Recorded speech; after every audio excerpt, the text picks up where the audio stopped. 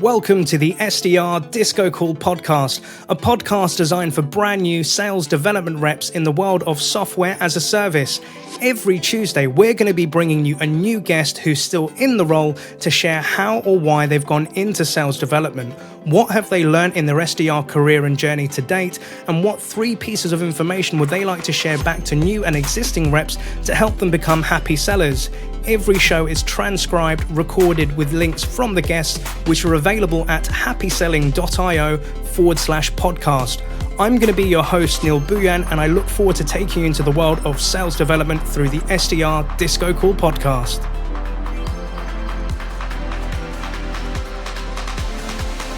So with that in mind, let's begin.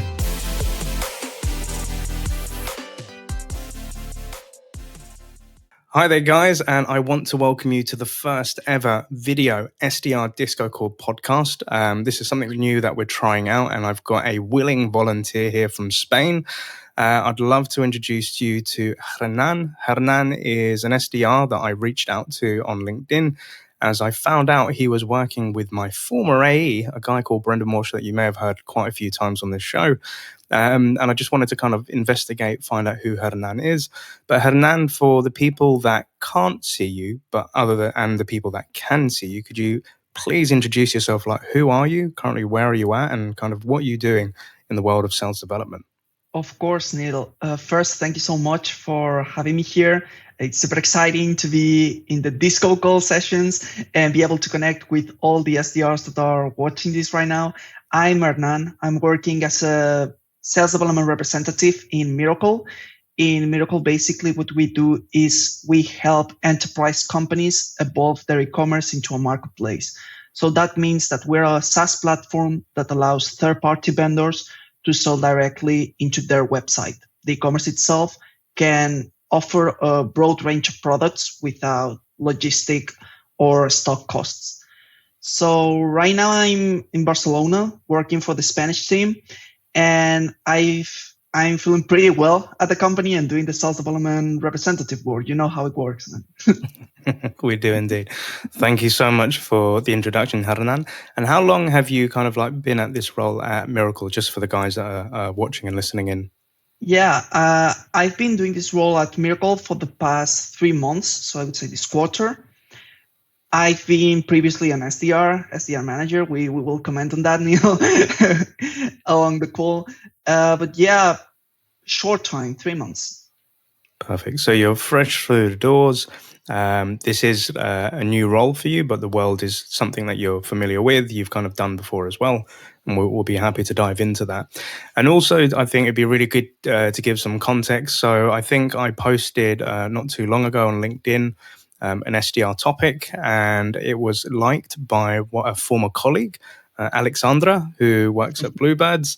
And that's kind of where I started doing my investigation to figure out, okay, who is Hernán? Because she actually tagged you. I think it was the hashtag SDRs of LinkedIn post. And that's kind of where I captured your name. And as I've got my notes here, so I was looking at your LinkedIn profile. You're somebody that's had experience within digital marketing. You've worked at Bluebirds as an SDR and then as an SDR manager. Like you said, you've been at Mirakl for the last 3 months. But Hernán, like, what is the story from kind of, starting at digital marketing to kind of where you are today? How did that come about? Well, it's a pretty long story, Neil, pretty exciting one also. So it all started like 3 years ago when I finished the university. I finished my degree. I actually studied translation and interpreting. So bad news is that when I was finishing my degree, I discovered that I didn't want to be neither a translator or an interpreter. So bad news for me. I decided I didn't know a lot about, the business world or anything. I found out that what I liked was teaching. I thought it could be a cool opportunity for me. And I went straight into teaching. I did my master's degree that for working in Spain as a teacher is mandatory. But when I started to do my internship and all the courses and getting to the real practice of being a teacher, I kind of liked being a teacher, but I didn't like the educational system. Here in Spain, there's a lot of bureaucracy. There's a lot of there's a lot of stuff going on with the educational system as well as other countries, and I respect that, and I'm really okay with that. But I didn't want to spend my life working to the public sector, working 20 years, 30 years in the same position. I'm more of an ambitious person. I'm a person who likes to go above and beyond, and being stuck into teaching, that wasn't the thing that I wanted for me. So there I was in the crossroads, well, I didn't quite like teaching. I wanted more, but I didn't know anything about anything. So I was kind of stuck. And my girlfriend actually was studying digital marketing, and she was doing her master's in digital marketing. And I discovered that I was helping her, with everything that I could. I started reading, and I was like, whoa, this looks cool, And then I started learning about, search engine marketing, search engine optimization. And I was like, dude, I can do so much stuff with a computer, I can help businesses grow so much. And I found it super interesting. I also learned more about the business world, about how enterprises are born, about how the processes are like. And I also took a liking into the sales world, into the commercial world, So I was in the meantime working as a digital marketer, trying to learn everything there is. I took a kind of an internship, like a junior role in a digital agency. But at the same time, I was diving deep into sales forums about sales videos. I was looking at Reddit. I was looking, as all newbies do, the videos of Grant Cardone, selling stuff. I was getting pumped up, hyped up, but I didn't know if I could be able to, be in a sales role, because here in Spain, we have like a stigma, kind of a negative stigma, like salespeople are that sleazy salespeople that are always lying, or they must be with a lot of people skills, or with super outgoing. And I don't know, I'm not that kind of person. So I had a doubt. Yeah, I would like to do that, but I better stick with marketing, because that's where that's where people who don't have people skills should be. That was my way of thinking. Again, I didn't know anything about the business world. That point of view is completely wrong, but I was young and naive. That's what I used to think. So I was doing digital marketing, as I told you, Neil, and the fact that I didn't like about marketing is that it was becoming a little bit boring. So what I was doing was creating content, creating blog posts, creating email marketing campaigns, then generating leads, passing those leads to a salesperson. And though this salesperson would, do the cycle and prospect them. And I was like, dude, this is cool, but I'm generating the lead and then I'm off. I cannot interact with the person. I cannot convince the person, to meet with us and what the product is about.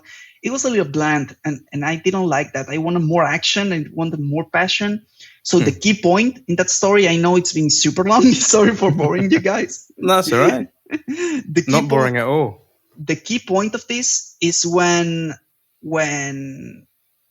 my girlfriend told me that we could do better with our life, and we should maybe move to another place to, grow our professional careers. And I was looking at job postings and things like that. And I was like, okay, let's do it. I always wanted to do sales. The sales community encouraged me, because I read and I learned that salespeople doesn't really need to have people skills. Of course, it's better if you have them, but there's a lot of factors and a lot of things that influence your career. Not only that. So I cross-checked. I said, okay, I want to do this, this, and this. I informed myself about the sales development role, looked online, and I said, okay, I want to do it. I'm gonna go for it. So I started blasting SDR job postings, and finally, I got an offer from a marvelous startup called Bluebirds. I took it, and that's where the journey started. Nice. And there are so many key pieces in that. So as you say, like you was originally doing the translation piece, and that's what you're learning to, perhaps you like to teach people and educate people, but you kind of didn't really see that as the career path that you want to get to. And then with your partner, you're introduced to this world of digital marketing. So you're doing things like you said, like campaigns, lead gen, and you're creating all this content, and then you're having to hand over all this hard work over to this salesperson, and then you're kind of thinking like, I feel like I'm missing out, right? Exactly. And then you said, obviously, like you're doing a bit of due diligence, you're doing a bit of research, you come across like sales communities, like on Reddit. I just wanted to pause on that bit. Like, how did you come across Reddit, and what did it mean to you? Like when you're reading all these things, like Grant Cardone, like all the sales worlds, and always be closing, etc. Like, what was that sort of feeling like when you was like researching into that? I think that the first thought that came to my mind is I want to be like those guys. Yeah. I want to do this. Actually, I started with those ABC, the always be closing, the videos, and then I had the opportunity of going into Reddit, and that community, the sales subreddit, is super cool because you get real salespeople, real sales professionals giving their opinion. And actually, I thought that seeing those pumped up videos that the salesperson should be always going in, always but no, learning from other professionals and learning from their actual sales experience gave me a lot of insight. And what really motivated me to go further is that salespeople are there to listen and help, and they are not there to push anything. And of course, you learn this when you work. But what really caught my eyes, I want to help people. I want to help my business grow while making a win-win situation for my prospect and for the company. I love that. That's honorable as well, because I think a lot of the time same way with me with sales. When I got into it, I saw these sort of sales type movies. I didn't actually watch them till later in life, actually, till I got into sales. So I wasn't privy to like Boiler Room, like the old school classics that some people talk about. But it's that piece of working in former life. I wanted to help people, so I used to do like benefits, state welfare assessments, and it was always with the hope to help people, but also help our local authority grow in terms of how we can reach out to the community. And similar to the SDR piece and like within sales development, I think sometimes we always have this mindset of, right, we need to book a meeting. We need to bring in this prospect. We need to do this because we want to close a deal. And we're always looking at that outcome versus the outcome of having a conversation with somebody, understanding where they need help in their life or with their business, and then offering them something which, kind of ticks their boxes.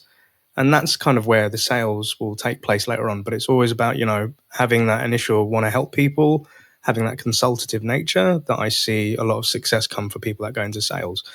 The other side of the coin is, Hernán, that is some people just want to come in because they want to close, they want to generate money, they want to get commission. And I don't think there's anything wrong with that at all. But everybody gets into it for their own needs and wants. So my question kind of back to you would be is like, what is it about sales that really interests you? So like you're seeing all these people doing these moves, having all these conversations in Reddit, commenting, saying this is how sales process.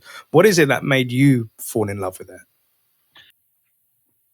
It's a tough answer. There's a lot of factors that made me fall in love with sales. Where I really think it caught my eye, is that the first one would be the fact that you're the flagship of the company. You're the one who's making things happen, and if the company earns revenue, it's because of salespeople.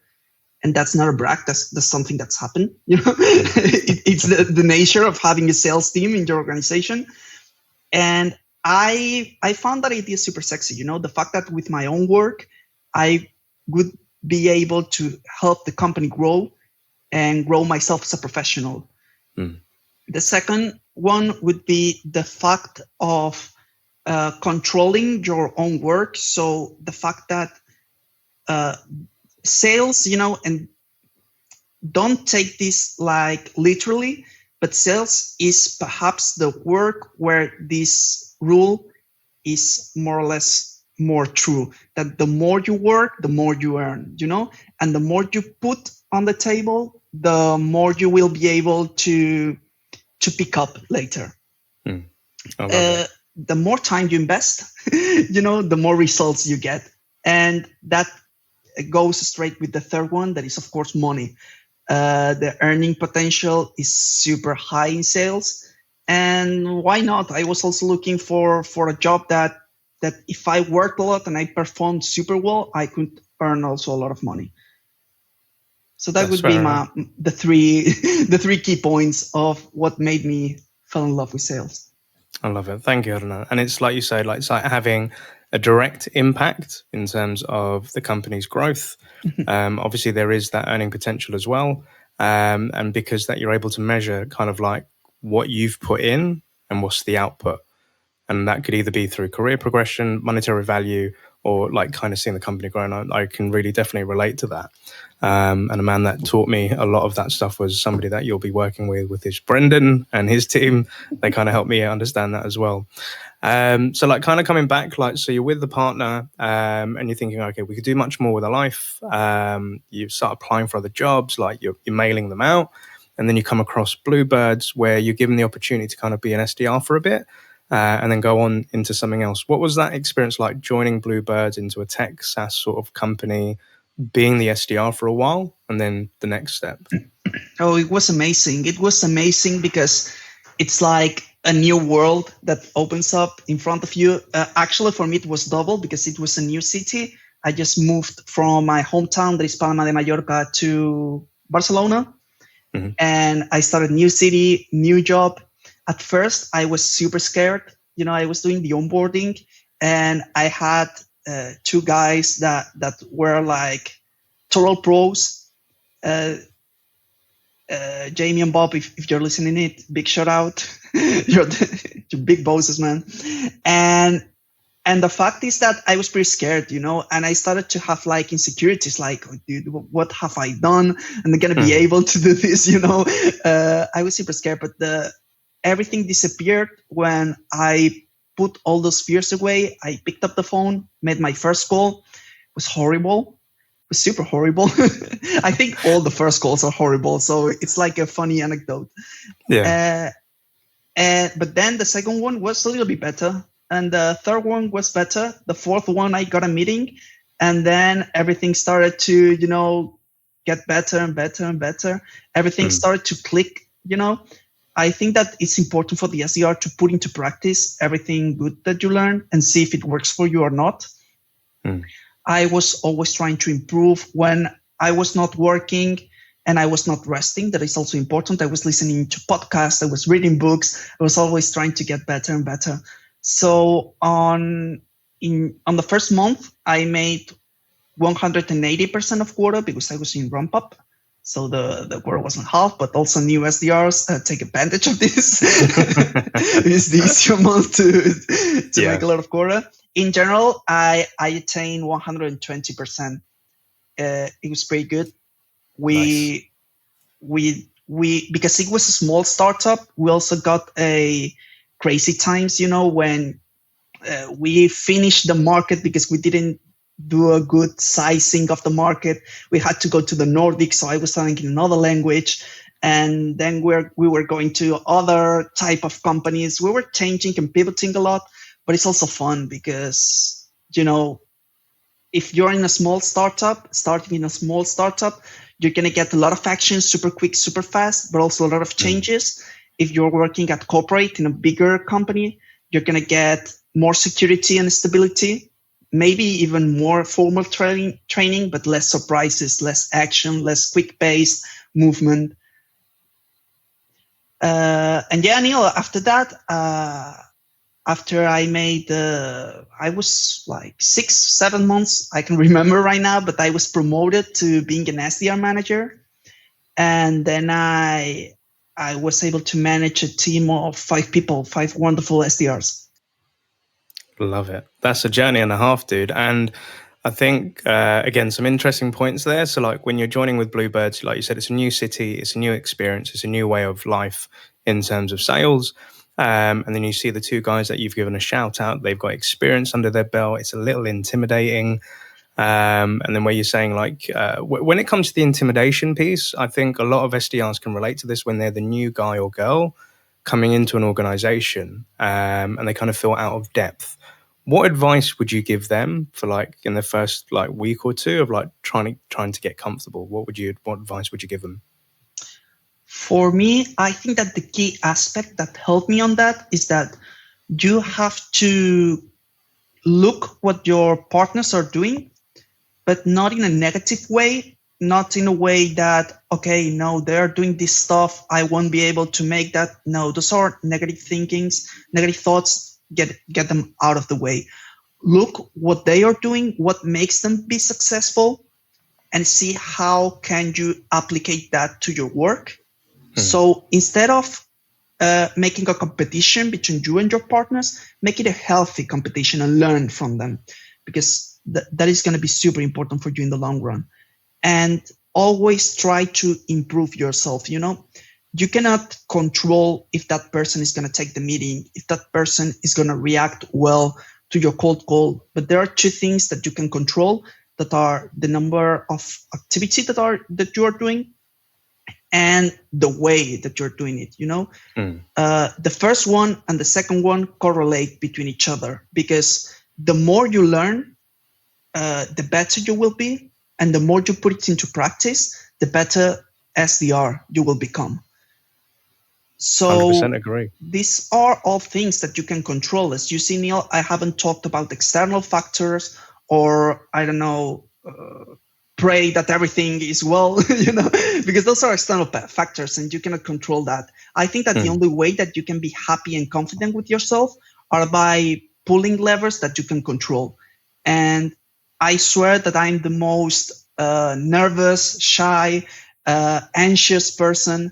But if you work in becoming the better version of yourself, you will do perfectly fine. There will be nothing to worry about.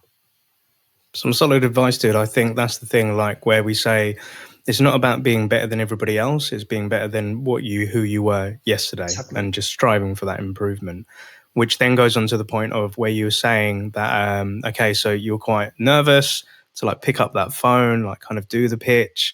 You get on the calls, like the first one, it's horrendous. Like all of our first calls or first couple, I think my first 10 or 20 were horrible, if I can remember them. But then like something clicks, like you just keep going for it and you try and figure out what works, what doesn't work. What were the things that didn't really work? And then it kind of clicked to think, okay, that's how I should be doing it. Do you remember any of those moments? Oh, yes, of course. At first, I was a total pitcher. I was pitching too much, talking too much about my product. I was writing emails that weren't relevant at all. So what I found out is I found out this really slowly by reading a lot and talking with other partners, with other SDR partners. Yeah. That the calls should be about the prospect, not about you. So I started making calls my first calls were like, I call, I throw a super long pitch, and it's like, hey, want to go to a meeting or something? Horrendous. And then I slowly found out that the best way was to keep things short, simple, and make everything about them, So for example, thing that I saw in my coworkers is that they were pitching too much about the company and making super long calls. What I did was to only talk about them, only talk about inspiration, so we were, for example, talking about sales development software. So even if the other person didn't have a pain, I would be like, hey, there's a better way to do things. And once they're interested, okay, cut short, let's go to a meeting and let's find out, so keep it short and simple. Yep. And of course, it also worked in my emails. The first ones that I did were too long, too pitchy, too salesy. I started to use a method that is super targeted emails. So I don't do a lot of emails, but I do them super targeted, specific to the personal agendas and the persona and the role. And you may think, I've seen some sales leaders say, okay, but that takes too much of a time. Not actually. And I recommend investing some time in it, because once you get the hang out of it, you can just copy paste like some templates that you have in your head, edit some lines, and in 2 minutes, 3 minutes, you can have an email. So I recommend investing time into thinking about how doing things, because then you will be faster doing them. And also a really big mistake that I made, Neil, was outside of these tactics, time management. I used to spend too much time thinking about calls and thinking about emails. And at first, it's a solid advice because, of course, you need to know how to do it before you do it. But you need to become agile with these things, and you need to, start to less thinking and more doing once the time passes. Finding that key between that balance between preparation and execution is key. And that's something that you get with time. That's the only way. 100% agree. I think like there's many points of, all right, how do we best execute? Let's look at how other people are doing it. Take that from what we can learn from them, trying to create in our own sort of style. And again, sometimes when we're sending out emails, to your point, they could be quite pitchy. They could be talking about a company and it's not really focused on the people that we're trying to reach out to. And it is an argument that I hear on both sides of either SDRs or SDR leaders about in terms of personalization. And everybody wants to send out personalized emails, and it can be quite time consuming because you do have to invest a bit of like research time. Okay, what's on their LinkedIn? What's on their website? What's this company up to? What's this persona up to? And then I think like I was listening to a John Barrow's podcast today, and it says basically the higher that you go up in terms of a target account, the less likelihood they're going to read like a really long email. So you need to make it succinct and to the point. Exactly. So perhaps with a C-level, it might be 1 or 2 sentences, but something really key about what their company is doing and something that could offer value to them. If I'm speaking to a VP, perhaps that's going to be like a strategic person within that business. So, hey, Hernán, here's a case study of how a company that looks like you have achieved X% growth. Here's a case study. And then if I go lower down to the manager, the person that's actually executing the job, managing the people and processes, perhaps a longer email with a nice video or a guide on how to execute that. But like you said, once you figure out what works there, then it'll become quicker to do over time. When you start a new campaign in a different country, like from España to the Nordics, it's going to be a different play. But again, you can kind of customize it. And like you said, it takes time. It's the same with happy selling. Like when I started this business 3 years ago, I didn't know if any of my message would be resonating with anyone. And it's over time that I've had to perfect it. So yeah, I'm still SDRing. And those are definitely some like we have to make mistakes in order to learn, and then being able to execute and then manage our time. It takes time. It doesn't happen overnight, right? No, yeah, of course, Neil. And that's a pretty key thing that you just said. When I was starting in my onboarding, we were also with a sales beast. Big shout out. Also, I'm going to do a lot of shout outs here, Neil. Go for it.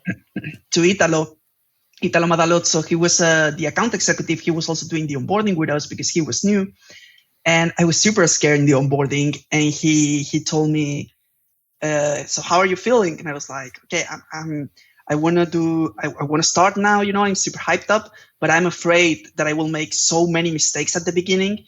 And he told me, but that's the best thing, go ahead and make them, because the more mistakes you make at the beginning, the faster you will learn and the better you will perform.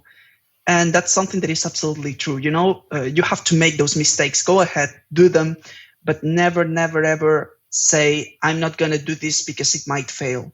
Go ahead, test it, try it. And you will see that the pitch, it becomes better by itself, just by getting out there and trying it.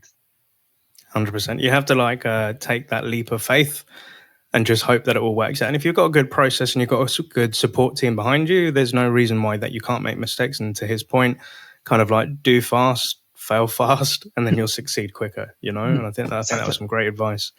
And as mentioned, so like you've been doing this role, you go into like a team lead role where you've got like 5 SDRs and you're kind of like coaching them to kind of go through the ranks of what you went through.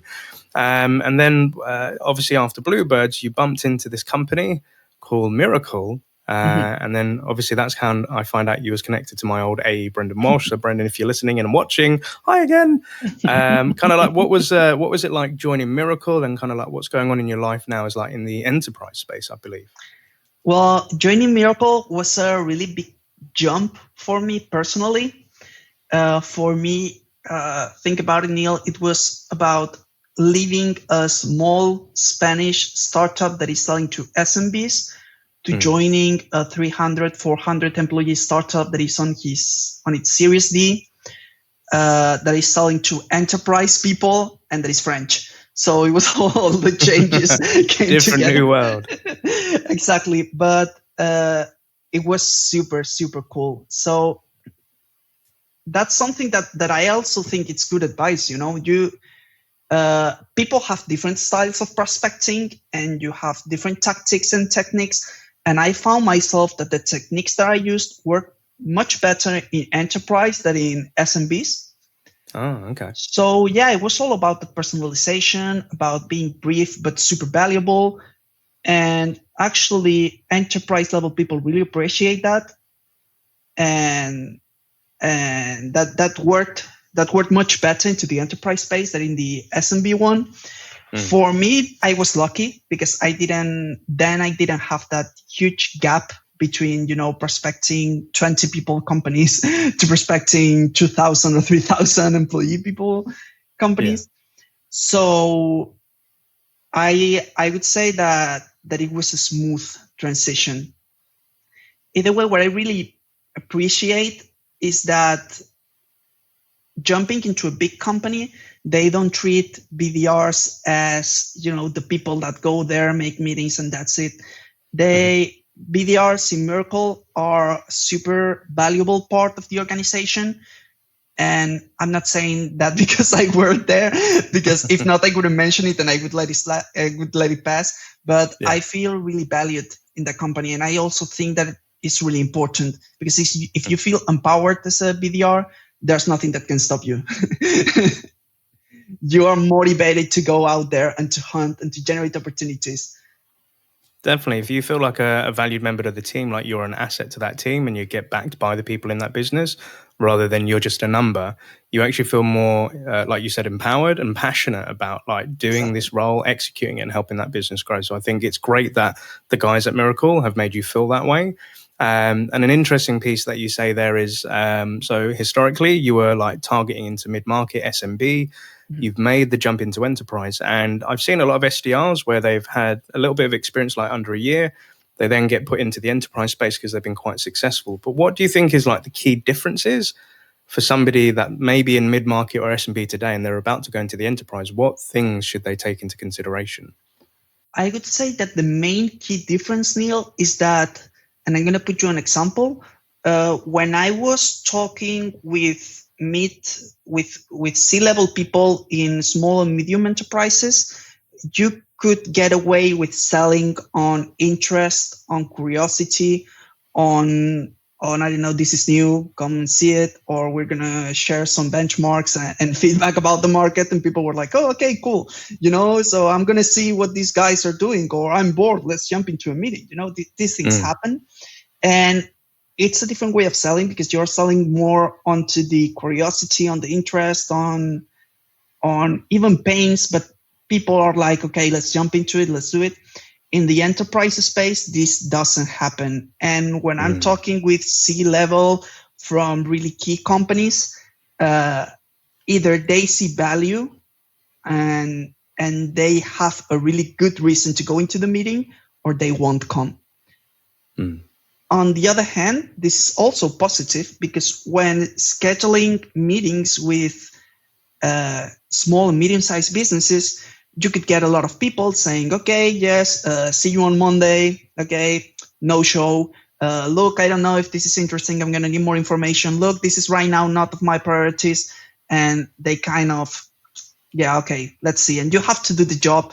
And we all have our techniques as SDRs, but Neil, it's really boring to have to go pursuing people that you already did the work with. Come on, are you sure you're gonna come? Yeah. This is a friendly reminder to come to the meeting today. With enterprise, what I have seen is that when people commit, is because they see a lot of value and they're super interested. So there might be a lot of reschedules, but this is important for them, and they're gonna show up. And because just think about it, it's logical. If you're talking with a multinational company, with the chief digital transformation officer, they told you, okay, I have a spot for you, 30 minutes on Monday, and he has 1,000 things to do. If he has committed to that spot, it's because it's super important for them. So you have that sense of security and more calmness that, okay, if they accepted the meeting, they want to see what we're doing. Yeah. Other things are also in discovery calls. I make discovery calls when I was in my previous company, but right now at Mirakl, I'm doing the discovery calls because it's my job. It's not like an extra. I have to do them. Mm-hmm. And it's also different how many small and medium businesses, it's like, okay, let's see what you're doing. I'm here because it's interesting. Okay, convince me that your product is good.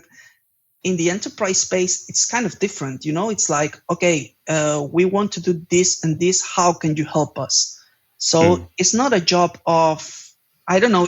I'm talking about my case. Maybe in other spaces are different, but it's not a case of pushing too much and saying, okay, what can I show you that is interesting? It's more like, okay, how can I solve the things that you're looking to solve? It's more business oriented. They know the deal. They've been in hundreds and hundreds of meetings. And it's more of a, how can I help you than, okay, what is your product? What are you doing? The other key takeaway, the other key difference, Neil, is all of this that I'm saying, it comes together with the third thing that I want to mention is that with enterprise, you have a whole ecosystem behind you. Selling into enterprise is no small feat. Normally, if you're selling into enterprise, your marketing team and your sales engineering team, if you are really focused into breaking into the enterprise space, you are putting a lot into into brand recognition. You're putting a lot into events. You have a lot of different channels to go. So you're talking with people that might recognize your brand and might know what you're doing. That never happened to me before while selling to SMBs and selling a small package SaaS. So it's not harder or easier. It's just different. I myself enjoy it, man. No, I love that. And again, I think I was very blessed that when I went into my first SaaS company working with Brendan, it was more on enterprise deals. So entry level pricing was quite high compared to what I saw with other vendors. But you're right. And I think the key things that I've learned when doing enterprise selling or enterprise prospecting is you've got bigger accounts. It will sometimes take longer than, say, like a mid-market. So perhaps mid-market campaigns you're going after, you may get a response within a week or 2 weeks. Sometimes it can take up to 3 or a couple of months to kind of get that response from the enterprise space. But equally, you've got so many more touch points. So maybe with a smaller account, you've got maybe 1 or 2 people that are in the decision-making process or the buying process. But when you're talking to an enterprise multinational company, as you say, you may be speaking to 6 or 7 different people and you're having to coordinate individual meetings. And then you're doing all that work to then try and bring them into one group meeting to see what you're doing. And equally, that enterprise company may be looking at your company to see, are you enterprise grade to kind of work with us and, to your point, fit into the ecosystem. So for a lot of listeners that are listening in or watching this recording, when we talk about the ecosystem, it is, okay, perhaps you've got different tools like your CRM, which then you may have a marketing system. You may have a sales engagement system. You may have a financial system. And these are probably run by big enterprise companies that the company you're trying to sell to are using today. And they're going to be asking the question as to, well, how does this fit in with the rest of the machine that we've got? So there are more technical conversations that you may have to have. And being as an SDR, we don't have to know every API or technical detail, but I would recommend learning from, like you say, your sales engineering team is like, well, why do we need that piece and why do we have to connect to that? And how does it affect the rest of the company? Because then at that point, you're starting to look at it as a whole organization versus we're working with one department that are going to buy one solution and help us out. And to your point, it's a hell of a lot more fun. It's more thrill-seeking, but there's a lot of investment that goes into it, and it does take a lot of time. But when it all pays out and comes out the other end, it's a beautiful feeling. I can 100% agree. Exactly, Neil. You just reminded me that I think that the big difference between SMB and enterprise is that in enterprise is kind of fishing. So you got a lot of nurturing, you got a lot of touch points. You have to talk with a lot of people a lot of times, and then you have to let them rest, let them think about it, and then reconnect. And finally, you will get the opportunity. While in SMB, it's more direct, more straight to the point. You can get a meeting just with one call to the right person. I would say that SMB is a great training for enterprise. But I would totally recommend doing both to see both spectrums. Yeah.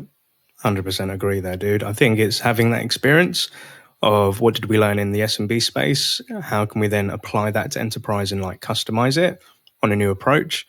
And that will help you become an all-rounder. So if you ever go into another sales job or you're doing different accounts, you can have two mindsets to use to help you grow into those accounts again if you change role. And if we kind of zoom out, like where you initially had this feeling within Spain of like salespeople, they're like car salesmen, they're just all about the money and like trying to cut and like take deals, etc. And now you've been on this journey a little bit longer. Like, what's the comparison of old school salesman that people may be thinking to kind of what Hernán is doing, like in sales? What's the key things that you're happy about? I'm super happy because it has nothing to do with the stigma that people have. I mean, if people that think these things just came one day to see one SaaS tech organization, how salespeople behave, they would be, their mind would blow. So I've met in sales and I'm working in sales with super intelligent people, super motivated, driven people, people that are there to find opportunities for clients, for your business, people that are super ambitious, so super workers, I would even say, you know? Yeah. Sometimes I see some salespeople in SaaS and I'm like, dude, how, you know? And this is no wonder because there are a lot of sales itself and more in the tech industry teaches you a lot of things that you can then apply to other jobs. They teach you how to be proactive, how to be motivated, how to be positive. You have to think a lot. You have to listen a lot. And these are super good qualities that transfer easily to another job. So for me, a salesperson is not a sleazy man or woman who is always talking, moving their hands and trying to trick people. It's a person who is super intelligent, invests a lot of time into research, listens and helps people. That's super cool. I think you can proudly hold the hand up for the sales flag there, dude. I love that. And like with obviously I'm interested in that because like your partner said she was going into digital marketing and you kind of followed that route for a bit. Is she still in the digital marketing world and kind of you're on the other side in sales, like, or like what's her views of Hernán like working the way he is today? That's funny, man, because she's actually working in digital marketing, but right now as an account manager. So she's doing half marketing, half sales. She hates sales. She hates it with all the passion. Why is that? Because she doesn't like to call people or talk to people or make relationships with people. I mean, that's completely fine. There are people that don't like that. Don't go into sales if you don't like that because it's the basis of your job.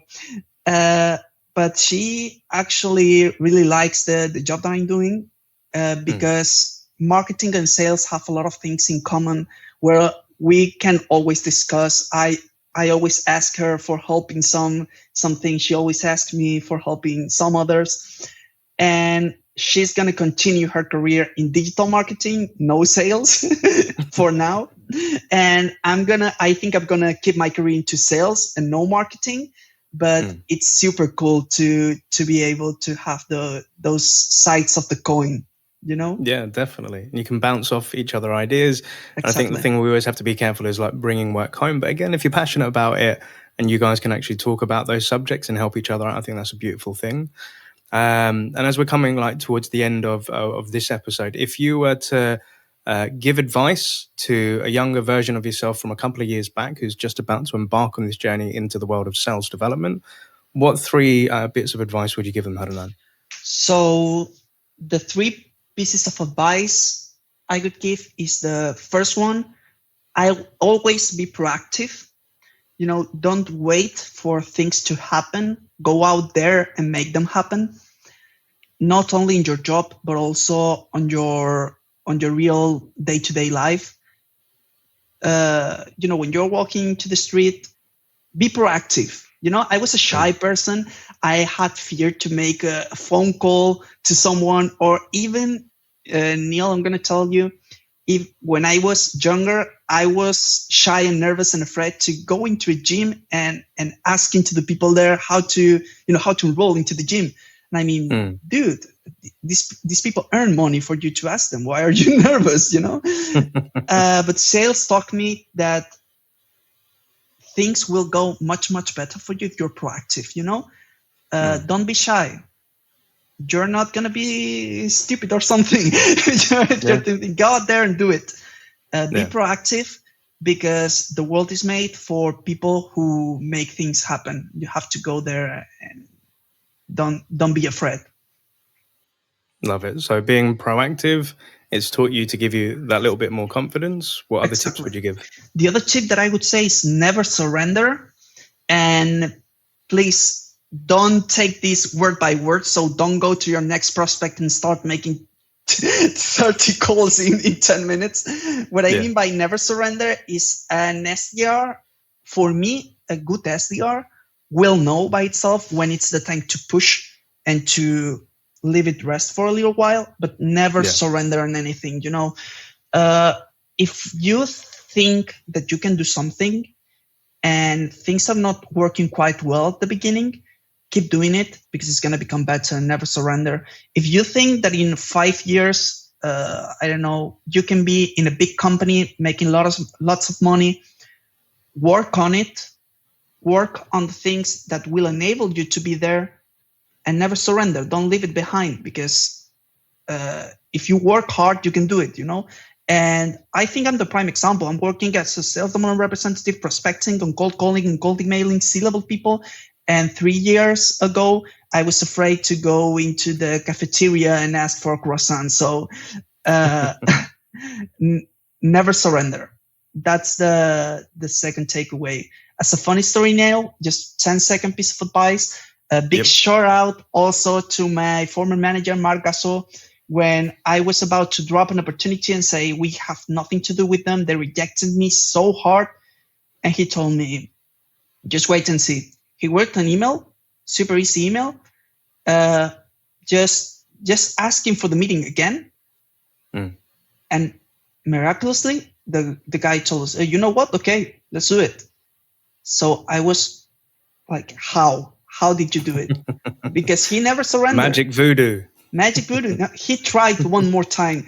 He didn't want to, surrender and say, okay, we're not going to do business with them. He kept doing it, and he finally got it. So that's my second piece of advice. And my third piece of advice is read, listen, talk, speak, all the verbs that you can imagine, Neil. Invest in your own personal training. Okay. So I want to recommend to you guys some books and videos and podcasts that really enabled me to be good at prospecting. I would like to recommend the classic book, Fanatical Prospecting. I know you know it, Neil. I know you like it. I'll be totally honest, and I'm going to be totally honest on the show as well. It's a book that's been mentioned by many SDRs that have come on here. I think Eric Beer was the first one from Chili Piper. It's not a book that I've read. I'm not really a reader per se. If something catches my eye, I'll start reading it. I watch more than I read. But it's the third time it's been mentioned, so 3 is a charm. So I think I'm going to have to go pick it up and have a listen to it. But what is it about that book that made it so fanatical for you? And I'm going to give you a little bit of extra advice that maybe the other SDRs didn't talk about. Fanatical Prospecting, I'm going to start selling it to you. It's a book that is about prospecting, of course, and why prospecting is important and why it's a little bit of extreme. Blanc guys, it's a little bit. If you don't prospect, you will starve. So kind of extreme. So you have to take the learnings with a grain of salt. The book talks a lot about how to write emails, how to cold call, how to do openings. And for me, these things will not make your career. You're not going to get magic tricks out of there. It will give you great insight, great tips on how to approach your prospecting, but it's not going to solve your life. Even some of the tips you will see are outdated. and are a little bit too extreme for me. But what is really, really important in this book is that it will get you in the mood of prospecting and in the mood of picking up the call and not picking up the phone and not having fear when you make a cold call. And the fact that this book can enable you to be motivated to do the activity is what will make you perform better in the end. So that's kind of a magic twist, because you yourself will make yourself better, and the book will enable you to do that. At least that's what it did with me. Perfect, dude. I think I will have to commit to having a read through the book because a lot of people are mentioning it. And that's kind of like another point, because a lot of things that are written or put down on paper, maybe a couple of months ago, like you said, it might be outdated or it might not be the way that you want to do something. But I think there's generally something you can always learn from that, take it, make it your own style, or even to update it as well. But yeah, that's a lot of gold sales knowledge that you've shared on here for today, Hernán, and I've really enjoyed it. And I do definitely want to get you back on as a guest in the future, because I'd love to see, not only just hear kind of how things are going at Mirakl and kind of what's going on in the enterprise space for you in the world of sales development. We've done a few, but just to kind of round it off, who would you like to give a shout out to, Hernán? I would like to give a shout out to my colleague Sep in Bluebirds for being the main competitor of my SDR journey in Bluebirds. We were always going hand in hand, and for being one of the better SDRs I have ever met. Yeah. Shout out to my family for giving me support, for my girlfriend for enabling me to get into sales, and of course for both my current managers and my former manager, that I had the luck of, instead of having like a nagging manager, having people that enable me to be the best version of myself. And I really appreciate that. So Stefan, Jean-Marie, and Mark, you're the bosses, man. Thank you so much. Hashtag sales love. Absolutely love it as well. And for the listeners that I can hear you and can see you today, what's the best way to get in contact with you, Hernán, if somebody wanted to ask you a question about, SDRing, doing account-based selling? Like, what's the best way to get in contact with you, dude? I would recommend everyone to please add me on LinkedIn and message me. Sometimes I'm a little bit busy, so I don't reply like instantly, but normally I reply instantly. So any questions that you have about anything, and I mean anything related to sales, prospecting, life in Spain, wildlife, please add me on LinkedIn, send me a message. I would be super glad to have a chat with you guys. Perfect. Thank you, Hernán. And what I'll make sure is that within the show notes for this episode, we'll have a link to your LinkedIn profile. So if you want to connect and get in touch with Hernán, ask any questions, or even know about life in Spain if you're thinking about immigrating, because where are we now? We're in December 2020, just FYI. So again, this is probably going to go out a bit next year. So the climate might have changed, things might be better, and there may be some jobs out in Spain that Hernán is hiring for. You never know. Hernán, you never know. So I really wanted to say thank you so much for being one of the first guests on the SDR DiscoCall podcast, the video version as well. We'll be having this going out onto our YouTube channel. Make sure that you follow at happyselling.io. But Hernán, if I don't speak to you before then, because we are in December, I want to wish you a very Merry Christmas, a Happy New Year to your friends and your family, and most importantly, happy selling, my man. Thank you so much, Neil. This was super great. I think this is going to be, the whole podcast is going to be super useful for SDRs out there. And I'm super glad to have had the honor of being here. To you and to everybody who's out there, Merry Christmas and happy selling.